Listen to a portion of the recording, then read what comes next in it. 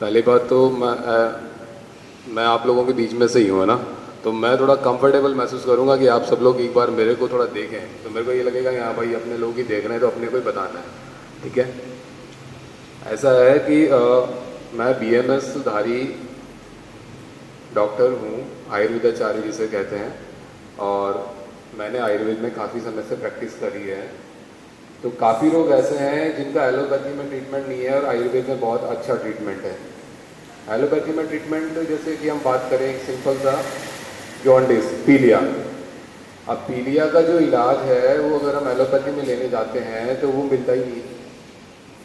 तो आयुर्वेद में जैसे अभी सर के पास में एक रखा हुआ है, ये रखा हुआ है सर के पास में एक, इसे सर्वकल्प क्वाथ कहते हैं। ऐसे ही टोटला क्वाथ आता है जो कि पतंजलि का ही है, दिव्य सर्वकल्प क्वाथ। अब इसका उपयोग जो है वो जॉन्डिस के अंदर, पीलिया के अंदर बहुत अच्छा है। तो हम इसका उपयोग करें, साथ में एक पतंजलि की उदर कल्प करके वटी आती है, उदरामृत वटी, पुनर्नवादी मंडूर, ठीक है, उसका प्रयोग करने से। और एक जैसे हिमालय की, हमें कोई भी कंपनी हो लेकिन वो आयुर्वेद होनी चाहिए, आयुर्वेदिक कंपनी होनी चाहिए। जैसे हिमालय है वो भी आयुर्वेदिक कंपनी है। तो उसके जब हम अमुक बीमारी से रिलेटेड जब प्रोडक्ट यूज करते हैं तो उसका हमें रिजल्ट मिलता है। और वो जो होते हैं वो क्लासिकल प्रोडक्ट होते हैं, मतलब शास्त्रोक्त जो है वो मेडिसिन होती है। वो ऐसा नहीं होता है कि आपने और हमने कुछ अपनी मर्जी से उसमें कुछ भी मिला दिया और बना दिया। वो जो शास्त्रों में लिखा है वही उसमें मिलाया जाता है और वही उससे बनाया जाता है।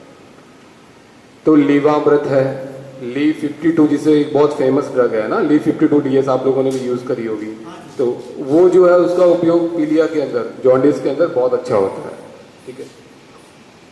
इसके अलावा कुछ भस्में होती है। अब भस्मों के बारे में चर्चा करेंगे तो वो क्या है कि बिना वैद्य के, डॉक्टर के परीक्षण के नहीं लेना चाहिए, ठीक है। तो हम सिंपल काष्ठ औषधियों के बारे में भी बात करेंगे, ठीक। अब एक दूसरी बीमारी के बारे में बात कर लेते हैं, वो है टाइफाइड।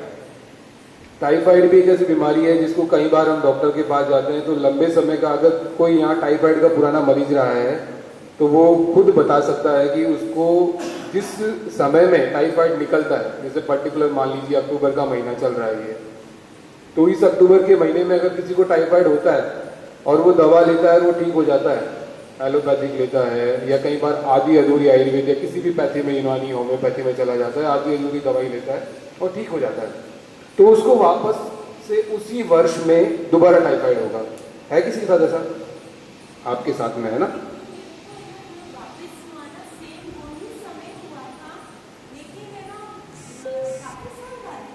हाँ, काफी साल बाद। हाँ, अच्छा, हाँ हाँ हाँ,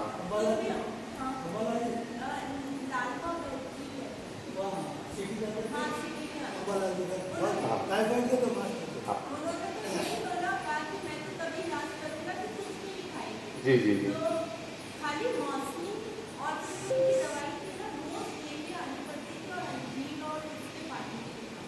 हाँ बिल्कुल। तो अगर आपको 4-5 साल तक रिपीट नहीं हुआ, इसका मतलब,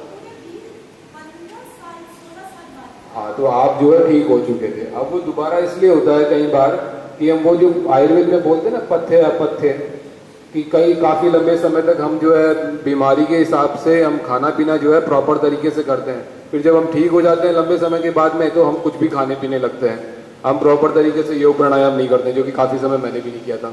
तो मैं भी बहुत सारी बीमारियों से ग्रसित हो गया था, बाद में मैंने शुरू किया तो ठीक हो गया। तो इसीलिए ये जो डिजीज़ है वो बार बार एक मौसम में रिपीट होती है, पर्टिकुलर एक टाइम में जाके।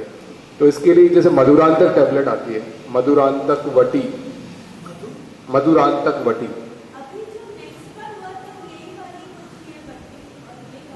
बिल्कुल बिल्कुल, और एक शमशमनी वटी, जी, ठीक है। अभी तो टाइम का लिमिट है।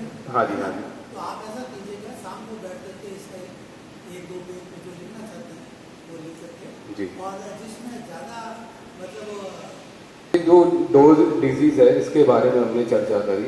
ये मेनली ऐसी डिजीज है कि अगर ये किसी को एक बार हो जाती है तो व्यक्ति का पूरा शरीर टूट जाता है, पूरा बॉडी वीक हो जाती है और उस व्यक्ति का जो शरीर है वो दोबारा बनने में काफ़ी समय लग जाता है। जबकि वो आयुर्वेद प्रॉपर मेडिसिन ले, प्रॉपर खान पीन रखे, तब भी जाके उसकी बॉडी दोबारा बनने में काफ़ी समय ले लेती है। तो इन दो बीमारियों का हमेशा ध्यान रखना है कि कभी भी किसी भी रोगी को अगर ये बीमारी होती है तो उसे कोशिश करें कि प्राकृतिक या आयुर्वेदिक, यूनानी, होम्योपैथिक इसी तरह का जो है उसे उपचार देने का प्रयास करें, क्योंकि एलोपैथिक में इसका ट्रीटमेंट नहीं है। और जो लोग जाते हैं वो देर सवेर कभी ना कभी उनको वापस अपनी ही पैथी में आना पड़ता है, क्योंकि इलाज यही संभव है। अभी फिलहाल इतना रखें और कुछ नहीं। एक अब आप आज के कोरोना के काल में, अब आज के समय के हिसाब से जो सर ने बताया कि कोरोना काल में तो जो हम लोग यहाँ कर रहे हैं, सुबह आते हैं और 1 बजे तक चले जाते हैं, तो जो हमारा सेशन होता है उस दौरान जो भी हम करते हैं, जैसे मोस्टली हम योगा प्राणायाम पे ध्यान दे रहे हैं, तो योगा प्राणायाम तो हमें करना ही करना है, उसी से ही हमारी इम्यूनिटी बूस्ट होगी। अब जैसे यहाँ सूर्य नमस्कार बता रखा है, तो ये सूर्य नमस्कार में जितने आसन होते हैं अगर वो व्यक्ति करता है जो भी इसे, तो उसको लगभग आयुर्वेद में जितने या योग प्राणायाम, योग में जितने आसन बताए गए हैं उन सभी आसनों का लाभ मिलता है केवल एक सूर्य नमस्कार करने से। तो इस प्रकार हमें प्राणायाम करना चाहिए। अनुलोम विलोम है, कपाल भाती है, भस्त्रिका है, भ्रामरी है, इन सूक्ष्म जो प्राणायाम है इनको हमें जरूर करना चाहिए। इनको करने से होगा क्या कि हमारे श्वास और प्रश्वास जब हमारा अंदर और बाहर जाता है तो उसमें जब हमारा नियंत्रण बनता है तो उससे फेफड़ों की क्षमता का विकास होता है। अब कोरोना में क्या है कि मोस्टली जितनी अभी तक स्टडी हुई है उसके हिसाब से कि वो हमारे रेस्पिरेटरी ट्रैक इन्फेक्शन को बढ़ाता है, जो अपर रेस्पिरेटरी ट्रैक इन्फेक्शन है उसको मोस्टली वो एक केस ऐसा है, बात कर लेते हैं। वात, पित्त, कफ, 3 दोष बताए गए हैं आयुर्वेद में जो कि मोस्टली हमारे शरीर को रोगी करने के लिए। इसकी पहचान भी बता दें। जी जी, मेरी कौन सी प्रकृति है? एक्चुअल में सर प्रकृति जो है ना वो एक ऐसा विषय है कि उसमें थोड़ा लंबा समय लगता है ना। तो वात, पित्त, कफ 3 दोष हमारे शरीर में है, यही हमें रोग करते हैं, रोगी करते हैं और यही हमें स्वस्थ करते हैं। अगर ये सम अवस्था में रहेंगे तो हम निरोगी हैं, और अगर ये विषम अवस्था में हो जाएंगे तो हम रोगी हो जाएंगे। इसलिए इनको हमेशा सम अवस्था में रखने का प्रयास करें। और उस दिन हमारे गुरुजी आए थे, सर आए थे, तो उन्होंने काफी कुछ वात पित्त के कफ में बताया था उनके बारे में। तो वात के बारे में मोस्टली उन्होंने कहा था कि हमारे चेस्ट से ऊपर के पार्ट को हम जो है कफ का स्थान मानते हैं, कफ के लिए बोला था ये। और इसके नीचे और नाभि से ऊपर उन्होंने बताया कि पित्त का स्थान है, और उससे नीचे नाभि से नीचे उन्होंने बताया कि वात का स्थान है। तो वात जो है वो मोस्टली हमारे पूरे शरीर में ही फैली होती है, और मोस्टली 90 या 80% रोगों का कारण वात ही है। वात अगर प्रॉपर तरीके से नहीं रहेगी और डिस्टर्ब हो जाएगी तो दूसरे दोषों को अपने में मिला के और रोग उत्पन्न कर देगी। अब जैसे सर, उसके लिए उपचार क्या है? अब वात का जैसे सर बोलते हैं कि मोस्टली कॉन्स्टिपेशन, अगर किसी को कब्ज है तो लगभग सारी बीमारी को जड़ कब्ज ही बताते हैं सर, और वो सही भी है, क्योंकि कब्ज रहेगी तो नीचे से पेट साफ नहीं होगा, किसी को स्टूल या मोशन पास नहीं होगा प्रॉपर तरीके से, तो वो अपान वायु बाहर ना निकल के ऊपर की ओर चढ़ना शुरू होती है, और दूसरी जो वायु है उसको डिस्टर्ब करती है। इससे फिर जो है वो पित्त भी डिस्टर्ब होता है और कफ भी डिस्टर्ब होता है, तो वो अलग अलग जो है हमारी सप्त धातुओं में जाके रोग उत्पन्न करता है।